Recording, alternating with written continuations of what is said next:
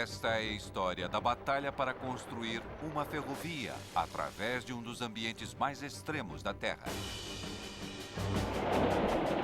É para assentar mais de 1.000 quilômetros de trilho em uma região deserta. Abrir 7 túneis através de ladeiras acidentadas e erguer 675 pontes sobre vales e rios. Tudo isso em uma altitude onde simplesmente é quase impossível se respirar. Este é um lugar difícil para se trabalhar. Dores de cabeça, falta de ar, ventos gelados. 140 mil operários e 2.000 médicos lutaram durante 5 anos para vencer este ambiente hostil e completar a ferrovia Jinhai-Tibet, a mais alta e mais extrema ferrovia do mundo.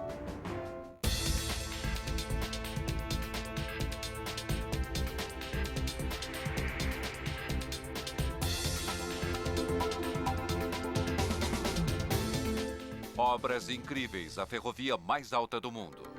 Estação Pequim West, a maior estação ferroviária da Ásia e uma das mais movimentadas. 400 mil pessoas podem passar por aqui em um dia comum. Entrando aqui com a multidão de hoje está o engenheiro finlandês Pasi Lautala. Ele está aqui para ver por si mesmo como uma das ferrovias mais extraordinárias do planeta foi construída, a linha para Lhasa, no Tibete. Ela sobe muito alto e cobre uma distância enorme sobre terrenos realmente difíceis. Eu acho que nada parecido foi feito no mundo da engenharia ferroviária. Esta não vai ser uma viagem de trem comum. O Expresso de Lhasa é uma maravilha multimilionária, especialmente construída para resistir a altitudes mais altas que os Alpes suíços e a temperaturas congelantes.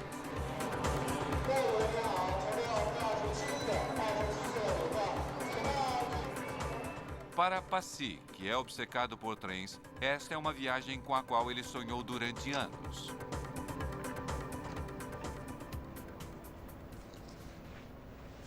Eu li a respeito e vi as soluções de engenharia que eles usaram para colocar os trilhos. Eu preciso ver isso. São 9h30 e o Expresso para Lhasa está saindo. É isso, é hora de partir. Como diretor de transportes ferroviários da Universidade Michigan Tech, Pasi está aqui a negócios. Estamos fazendo alguns serviços de conexão da rede ferroviária do Alasca com a rede canadense. E como parte desse projeto, estamos estudando algumas das regiões mais frias do planeta com ferrovias, para ver como alguns países e regiões as construíram. É uma experiência de aprendizagem para mim. De Pequim, o Expresso para Lhasa vai viajar 3.000 quilômetros através da China até a cidade de Golmud. De lá, o trem vai subir até o Planalto Tibetano e cruzar o teto do mundo até chegar em Lhasa. É uma maratona de viagem de 47 horas, mas é a parte final da linha com alta altitude que interessa a Pasi. Ela cruza uma região que é mais alta que qualquer montanha das Rochosas americanas. Um ambiente tão hostil que é quase como construir uma ferrovia em Marte. Foram necessários 50 anos para os engenheiros chineses descobrirem como fazer isso. A ideia de construir esta ferrovia controversa data dos anos de 1950. Quando o exército chinês ocupou o Tibete em 1950, eles queriam que uma ferrovia provesse as tropas, mas para construí-la, primeiro eles precisavam de uma estrada. O governo chinês lançou uma força de trabalho humana imensa, equipada com ferramentas básicas para as condições difíceis do Planalto Tibetano. Cerca de 3.000 operários morreram, por conta da exposição e da doença da altitude. Foi um desastre. E embora o sonho de uma ferrovia para o Tibete permanecesse, os planos acabaram sendo engavetados.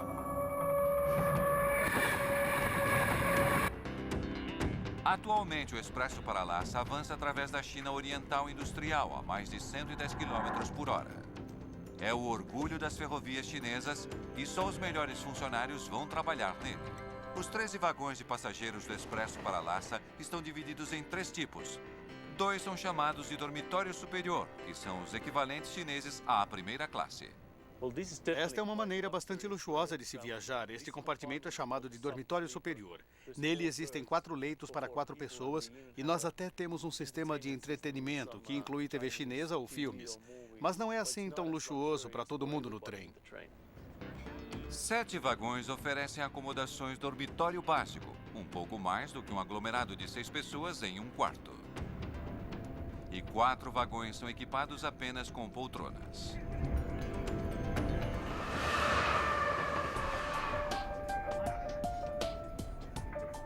Pode parecer um trem normal, mas mais para frente na viagem, as vidas de todos a bordo vão depender das especificações técnicas de ponta ocultas em seus vagões. Eles foram construídos para resistir a condições do Planalto do Tibete. Quando a gente dá uma olhada nestes trens, eles parecem ser trens chineses comuns. Não há nada de extraordinário a não ser isto aqui. É um gerador de oxigênio, de onde a gente recebe oxigênio extra nas altas altitudes que o trem atinge. Cada vagão está equipado com uma unidade de geração de oxigênio que entra em operação em altas altitudes. É um pequeno presságio do que está por vir.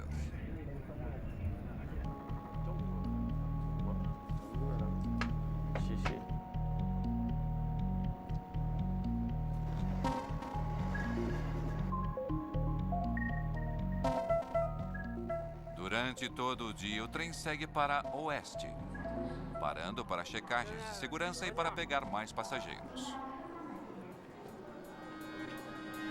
Lhasa ainda está a 24 horas de distância, mas já há sinais de cultura tibetana.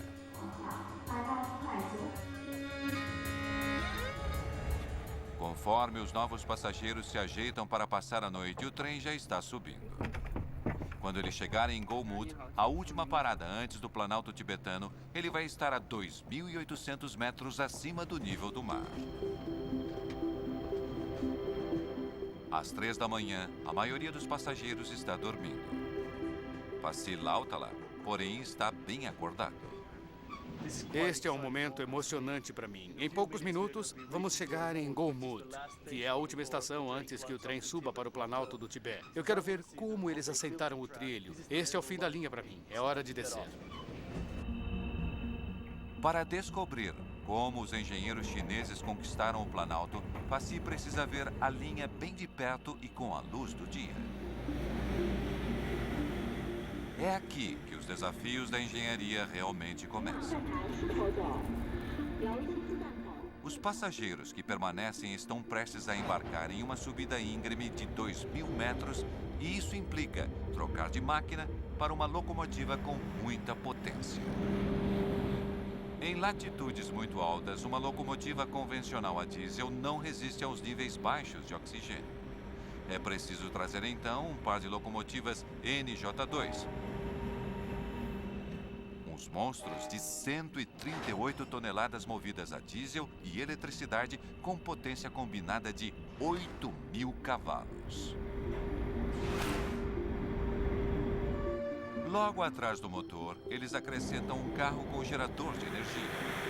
Esse vai ser o sistema de sustentação de vida do trem, fornecendo potência, calor e, o mais importante de tudo, oxigênio para os passageiros e tripulação.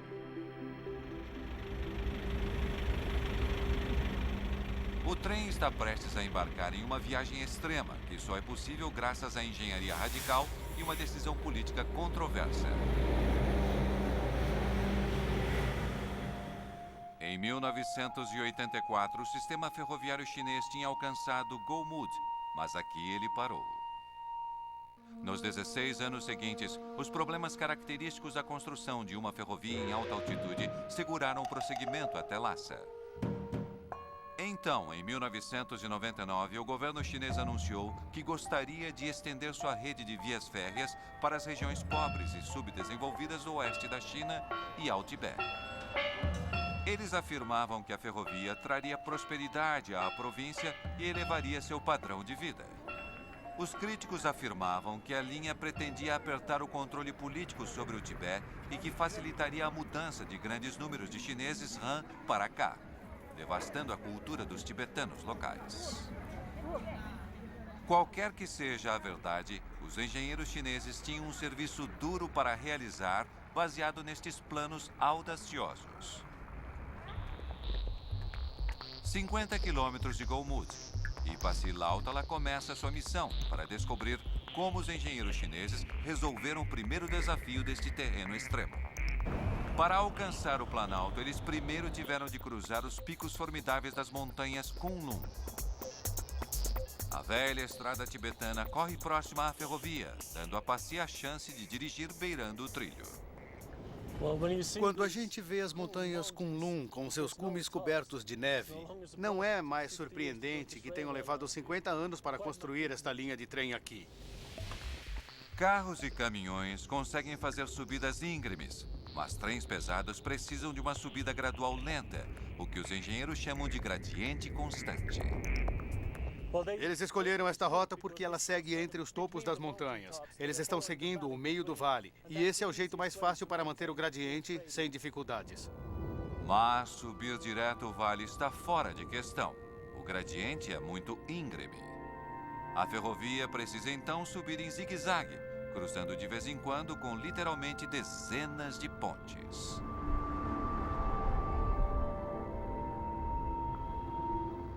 A 2/3 do caminho para cima, os engenheiros encontraram um desafio enorme. A construção da ponte Saint-Charest, a ponte mais alta em toda a rota. Bem aqui estamos cruzando o Vale do Rio e temos de manter a via férrea suspensa no ar para manter o gradiente suave. É uma estrutura crítica que teve de ser completada rapidamente para que eles conseguissem levar de trem suprimentos até o Planalto para que o resto da ferrovia fosse construída. E isso significou trabalhar no inverno. Enviando um exército de trabalhadores para o serviço e mantendo o concreto quente quando as temperaturas despencavam a -20, eles conseguiram construir a ponte em apenas 12 meses. O prazo de entrega foi cumprido. Isto é fantástico. Eu estou muito feliz por ter saído do trem. Eu mal consigo imaginar como foi construir esta ponte durante o inverno. É simplesmente incrível. Mas este foi só o começo. Conforme Pasi segue subindo as montanhas Kunlun em direção ao ar rarefeito e frio do Planalto tibetano, ele está para descobrir um fenômeno natural extraordinário que destrói cidades.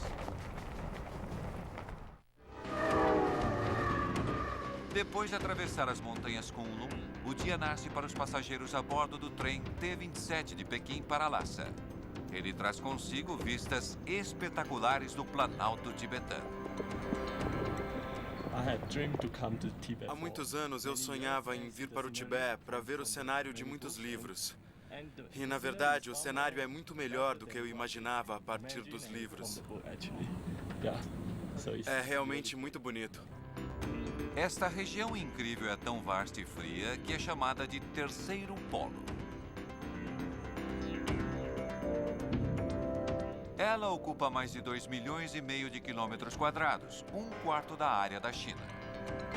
As temperaturas do inverno caem a -35 graus Celsius e a área toda é mais alta que o Matterhorn.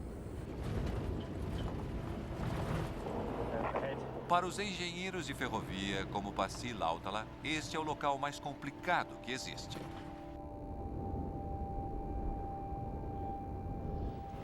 Se me pedissem para construir uma ferrovia sobre estas montanhas, provavelmente eu fugiria. Não daria para achar mais desafios fazendo uma coisa dessas.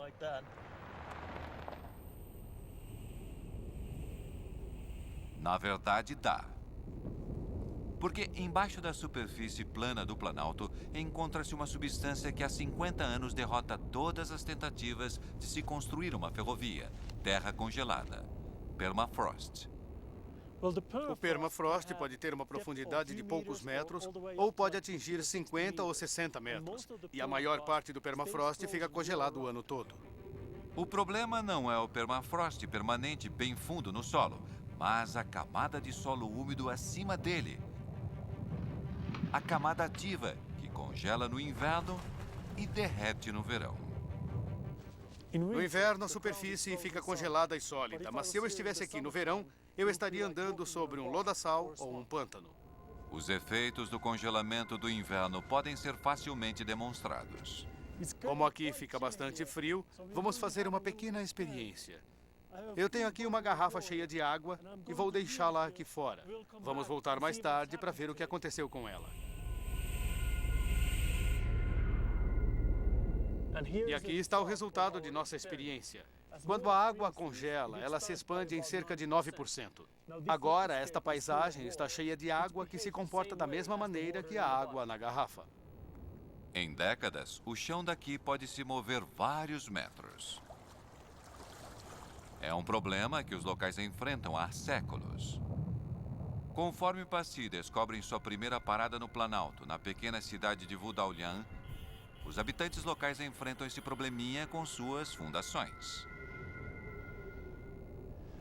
Muitos prédios desta cidade mostram o estrago provocado pelo permafrost. Quando o solo se move por causa do congelamento e descongelamento, quase nada consegue detê-lo. Enquanto o solo sobe e desce, ele vai destruindo a cidade. Vejam só as rachaduras neste prédio. É um bom exemplo do que o permafrost pode fazer com os imóveis. Complicado para as construções. O movimento do permafrost torna impossível a construção da ferrovia, do mesmo jeito que os construtores desta linha no Alasca e destas linhas no Canadá descobriram da pior maneira. Esperava-se que os engenheiros chineses resolvessem o insolúvel de alguma forma. Esse problema de tirar o sono chegou então à mesa do cientista de regiões frias Guo Dongcheng, que rapidamente excluiu a solução óbvia e convencional.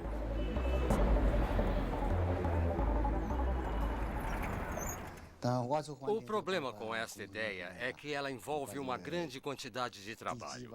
A gente tem que escavar todo o solo da fundação, remover o gelo e, finalmente, encher de pedras. Mais da metade da rota planejada no Planalto tibetano atravessava o permafrost, 632 quilômetros no total.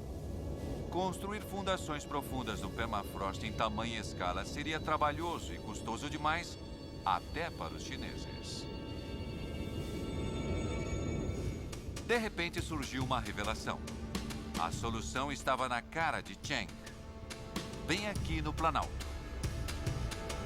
Os habitantes locais tinham descoberto que o maior problema para suas casas era que o calor de dentro derretia o solo embaixo, provocando desmoronamentos. Sua solução foi construir suas casas sobre estacas ou colocar canos entre a construção e o chão, permitindo que o ar flua por ali. Cheng percebeu que isso mantinha o chão debaixo das casas congelado.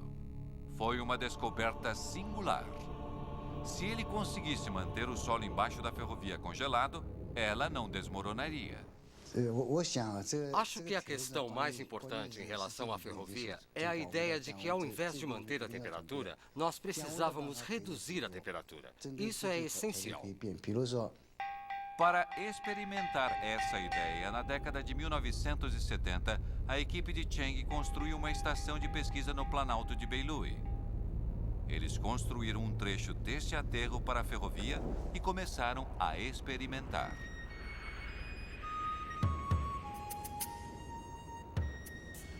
Aqui temos os dutos de ventilação, que são canos ocos que correm através do aterro. No inverno, eles fazem com que o ar e o vento atravessem o aterro, tirando o calor dali. Com o tempo, uma coisa incrível aconteceu. Ano após ano, o solo embaixo ficou mais frio. Com o passar de vários anos, eles reduziram a temperatura média do solo em 2 a 3 graus, o suficiente para mantê-lo congelado. Mas para construir uma linha férrea inteira de 600 quilômetros de comprimento, com tubos de concreto correndo através dela, ainda sairia muito caro. A ideia barata de Cheng não era barata o bastante. Mas ele não desistiu. Depois de anos estudando o Planalto, ele notou que algo estranho estava acontecendo debaixo de montes de pequenas pedras. Os relatórios mostravam que a temperatura embaixo das pedras era mais baixa que em outras áreas. Será que isto indicava um caminho para uma solução ainda mais barata que os canos? Um relatório vindo de uma parte remota do Cazaquistão confirmou suas suspeitas. Arqueólogos tinham descoberto túmulos antigos feitos com montes de pequenas pedras. Eles notaram que o solo longe das sepulturas era macio e lamacento, mas embaixo de cada sepultura ele estava congelado e tinha se mantido congelado durante milhares de anos, preservando os artefatos lá embaixo. De alguma maneira, aquelas pedras estavam refrescando o chão. De volta então à estação de pesquisa, Cheng decidiu ver se um aterro construído com pequenas pedras poderia fazer a mesma coisa para a ferrovia. A finalidade daquelas pedras moídas é remover o calor do aterro e do solo abaixo, para que quando eles forem construídos, haja a certeza de que não vai haver material fino entre as pedras, deixando a maior quantidade para a circulação do ar. Em apenas 14 meses, o aterro de pedras experimental de Cheng baixou a temperatura média em 3 graus Celsius. E ele descobriu como é que funcionava. No inverno, ventos frios fortes passavam pelas pedras puxando o calor para fora do chão. E no verão, as pedras protegiam o aterro do calor do sol. Depois de 50 anos de frustração, os cientistas chineses tropeçaram em uma solução para o problema do permafrost de 2.000 anos de idade com uma tecnologia quase mínima. Esta é uma camada de 1 metro de espessura que desce o aterro e depois vai para o outro lado e sobe novamente, tomando a forma de U. Finalmente, os engenheiros chineses puderam começar a construir a ferrovia. Em 2001, milhares de operários seguiram para o Planalto e o trabalho para a construção dos aterros imensos começou com a utilização de materiais locais e maquinário básico. Em 2002, as equipes de construção estavam instalando a linha férrea em uma velocidade incrível, graças a outra ideia simples, mas muito inteligente.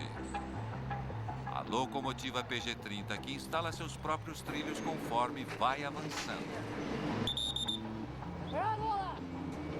Ela torna a construção do trilho quase tão simples quanto a montagem de um trenzinho de brinquedo.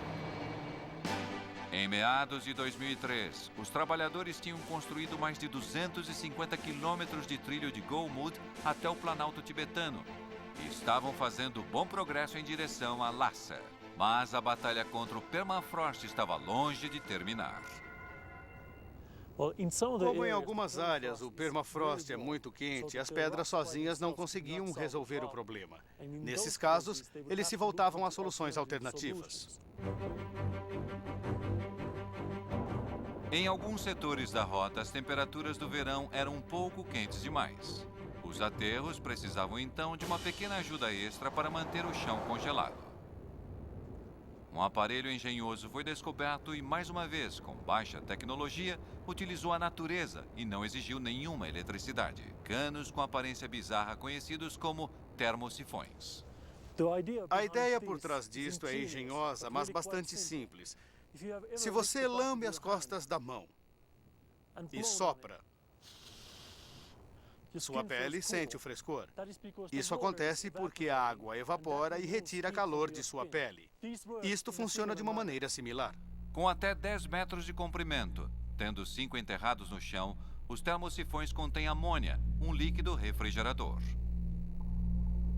Entretanto, ao contrário de uma geladeira, um termosifão não precisa de eletricidade para funcionar. Dentro do tubo, a amônia líquida se comporta mais ou menos como a água na sua pele. Ela absorve o calor do chão, que faz com que ela ferva e se evapore em forma de gás. O gás se eleva no tubo, levando o calor do chão consigo. No topo, o vento frio resfria o tubo e a amônia libera seu calor no ar do lado de fora. E se liquefaz novamente e escorre de volta para o fundo do tubo. E o ciclo se repete. Inteligente, simples e de baixa tecnologia. 34 quilômetros de trilho são resfriados dessa maneira. Mas mesmo os termosifões não foram capazes de proteger as partes mais vulneráveis de permafrost. Passy segue então para uma área conhecida como Tinsui, quase um quarto do caminho através do Planalto, para explorar a área mais frágil de permafrost em toda a extensão.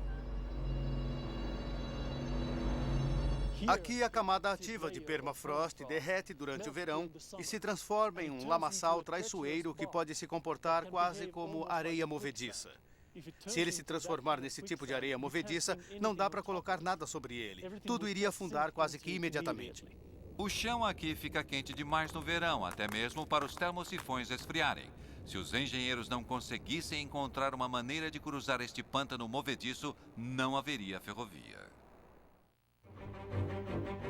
A resposta, eles acreditavam, estava em tratar o lamaçal como se fosse água e construir pontes.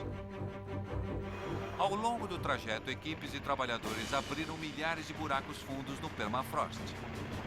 Escavando através da camada ativa e descendo através do gelo mais embaixo, que fica congelado o ano todo, eles conseguiram construir sobre fundações sólidas. Pelo menos essa era a teoria. Agora eles estavam diante de um novo pesadelo e novamente era sobre a temperatura. O concreto derramado no chão para fazer os pilares das pontes poderia destruir as mesmas fundações sobre as quais eles estavam construindo. Quando misturamos o concreto, ele sofre uma reação química. Enquanto ele se solidifica, libera calor. Nesta experiência, a temperatura da mistura vai subindo constantemente. Quando todo o seu trabalho está visando a manutenção do permafrost congelado, calor é a última coisa que você quer. A temperatura aqui está 13 graus. Isso seria suficiente para derreter o gelo ao redor da estrutura e torná-la instável. Então, como os engenheiros chineses lidaram com este problema?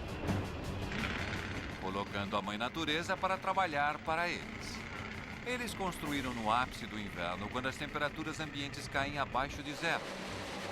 E esfriaram o concreto a 5 graus, despejando-o o mais depressa possível antes que endurecesse. Contando com milhares de operários, eles construíram quase 3.000 pilares de ponte em apenas 7 meses. Foi uma façanha impressionante, que se resumiu em uma das características icônicas da linha, a espetacular ponte Tinsui, com 11,7 quilômetros de extensão, a ponte sobre permafrost mais longa do mundo. O problema com o permafrost estava finalmente resolvido.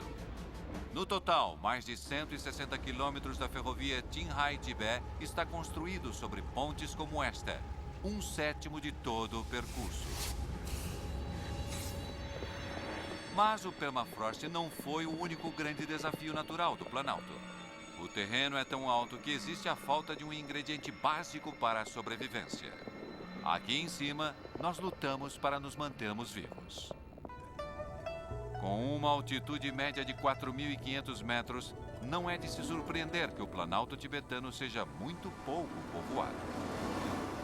A cerca de 1/3 do caminho através do Planalto, a cidade tibetana de Tuo Tuo tem 1.300 habitantes que se adaptaram à vida em altas altitudes há centenas de anos. Mas para qualquer outra pessoa é um risco muito sério. Aqui em cima, respirar é muito mais difícil que no nível do mar. Apesar da desvantagem, Passy está desafiando o campeão local de sinuca para demonstrar. O ar é basicamente feito de moléculas de nitrogênio e oxigênio. Cerca de 1 em 5 moléculas é de oxigênio. No nível do mar, existem muitas moléculas, tanto de nitrogênio como de oxigênio, em cada respirada. Mas quanto mais alto estamos, as moléculas vão ficando cada vez mais escassas. A 4.700 metros, onde estou agora, a quantidade de oxigênio no ar é quase a metade da quantidade no nível do mar. Aqui, o corpo tem dificuldade em conseguir oxigênio suficiente no ar para enviar para o sangue e para os músculos, onde ele é necessário. Quanto mais nos esforçamos, mais oxigênio nosso corpo precisa. E se não conseguirmos o suficiente, isso pode ser fatal. Em casos mais agudos, pode haver vazamento de líquidos para o cérebro e os pulmões, e isso pode nos matar. Conforme o Expresso para Lhasa viaja pelo Planalto, uma das fundações mais importantes da tripulação é ficar de olho nos passageiros. Eles procuram sinais da doença da altitude. O trem está agora viajando a 4.500 metros acima do nível do mar. Conselhos médicos recomendam que é preciso 5 dias para subir a esta altitude, permitindo a aclimatação. O trem fez isso em apenas 32 horas. Cerca então de 3/4 das pessoas começam a sofrer da doença da altitude. Sinto que o ar está muito rarefeito. Quando estava tirando fotos, até mesmo os menores movimentos me deixavam sem fôlego. Desde o rio Chuma, comecei a sentir tonturas e enjoo. Meu nariz está muito seco e o do meu nenê também. Ele chorou com dor de barriga. Para reduzir esses sintomas, lembram daqueles geradores especiais de oxigênio? Eles enchem os vagões com ar enriquecido. Os geradores de oxigênio dentro de cada vagão usam uma técnica conhecida como separação de membrana. Ar de fora do trem é comprimido e bombeado através de pequenos canos. As paredes desses canos são feitas de uma membrana que contém pequenos orifícios que permitem que passem mais moléculas de oxigênio do que as maiores de nitrogênio. O nitrogênio indesejável é expelido para fora do trem através de um cano de saída, enquanto o ar enriquecido com oxigênio é inserido nos vagões. Isso aumenta o nível no ar de 21% para 24%. Não é muito, mas faz com que a maioria das pessoas se sinta melhor. Entretanto, para as pessoas que realmente estão sofrendo, existe um sistema a mais. Os funcionários dão aos passageiros mais afetados um tubo que eles podem conectar diretamente a um fornecedor de 40% de oxigênio. Todo leito e assento do trem possui seu próprio fornecedor de oxigênio.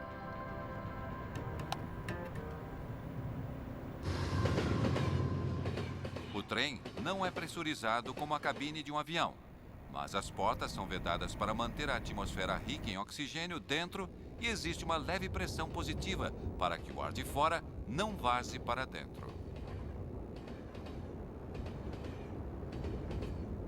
Fazendo uma comparação, para os operários que construíram o trilho, as condições do Planalto eram infernais, pois o trabalho físico pesado nesta altitude não é só difícil, é perigoso.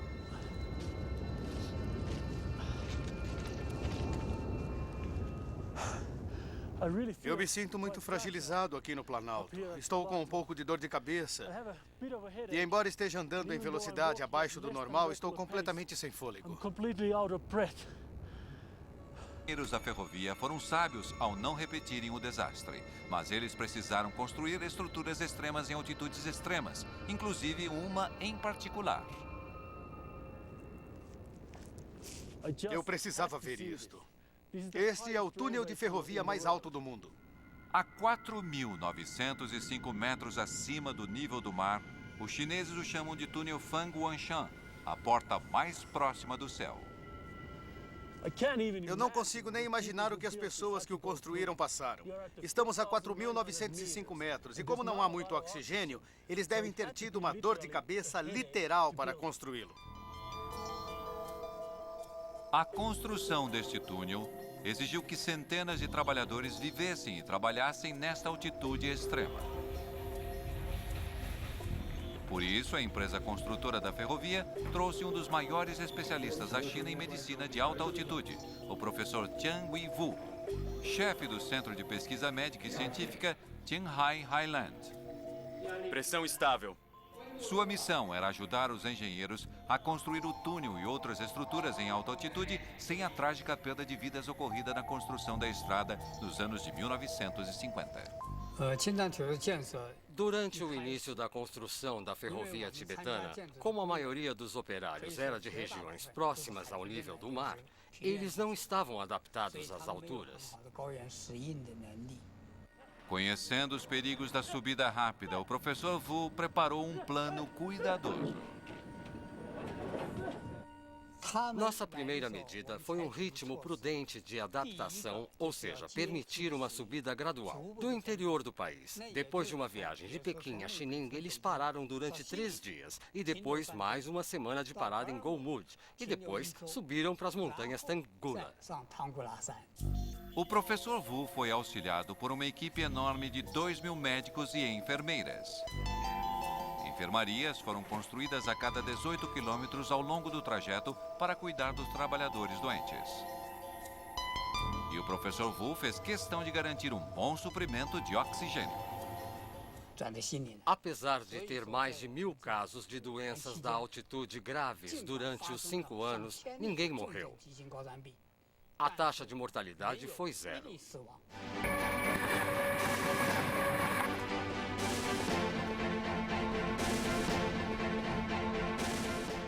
Graças ao fornecimento de oxigênio a bordo do trem, a tripulação e os passageiros no expresso para Lhasa viajam em relativa segurança. Mas ao atravessarem o Planalto, suas vidas dependem de outro sistema de segurança crucial. Para economizar dinheiro, a linha foi construída como trilho único, mas isso apresenta um perigo constante. Se 2 trens viajando em direções opostas forem acidentalmente enviados para a mesma linha, pode haver uma colisão frontal. Não há sinais para controlar os trens. Ao invés disso, ao longo do trilho, a cada 15 quilômetros mais ou menos, há uma antena de telefonia móvel que transmite informação entre o trem e o centro de controle a 2.300 quilômetros de distância. Ao longo do trajeto, existem alças de desvio, trechos curtos de trilho duplo por onde os trens podem cruzar um com o outro. Depois de 39 horas de viagem, o Expresso de Lhasa está se aproximando de um destes pontos de passagem, Tangula, a estação ferroviária mais alta do mundo. É um lugar fantasmagórico. A estação é simplesmente um ponto de passagem para os trens. É o começo da tarde e o trem ainda está a 500 quilômetros de Lhasa. Dentro dele, os passageiros estão protegidos do ambiente extremo do lado de fora. Mas enquanto o trem protege os passageiros do meio ambiente, ele também precisa fazer o inverso. Ele precisa proteger o frágil ecossistema desta antiga paisagem da poluição humana. O Planalto tibetano abrange a reserva natural de Kekechili e Shanjinguan, a segunda maior reserva natural do mundo. Ela é maior do que a Inglaterra e o país de Gales juntos. É um ecossistema delicado, que pode ser facilmente quebrado e destruído. Na maioria dos trens ao redor do mundo, o esgoto e a água a ser descartada são jogados direto no trilho. Mas não aqui. O calor de toda essa água aqueceria o permafrost e o destruiria, o que aconteceria também às fundações sobre as quais os trens passam. Os chineses se tornaram então verdes. Ao invés de despejar a água usada no trilho, o expresso para Lhasa a acumula em tanques coletores embaixo de cada vagão. Cada um deles tem capacidade para 500 litros, o suficiente para 250 descargas de sanitário. Todas as noites na estação Golmud, uma pequena frota de mini-caminhões-tanques encosta ao longo da plataforma. Às 11 horas e 45 minutos da noite, o trem irmão do Expresso para Lhasa, o trem T-28, encosta a caminho de Pequim. Depois de cruzar o Planalto, os tanques do trem estão cheios de água usada. Um pequeno exército de trabalhadores entra então em ação. Eles prendem mangueiras nos tanques e bombeiam a água suja para fora deles. A operação completa leva menos de 10 minutos. E quando o trem deixa a estação, os caminhões partem para descartar os detritos em segurança. 900 passageiros então aliviados seguem para Pequim.